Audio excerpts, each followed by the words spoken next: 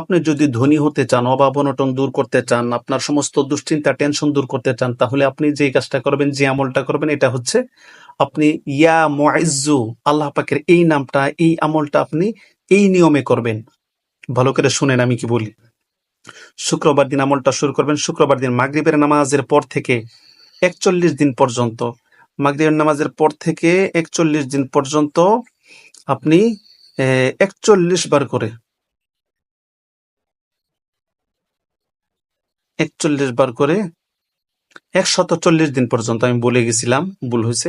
তো ১৪১ দিন মনে রাখবেন, ১৪১ দিন পর্যন্ত আপনি ইয়া মুইজ্জু, আল্লাহ পাকের এই নামটা ৪১ বার করে পাঠ করবেন। ঠিক আছে? দেখবেন আপনি দ্রুত আপনার সকল অভাব অনটন দূর হয়ে আপনি ধনী হয়ে গেছেন।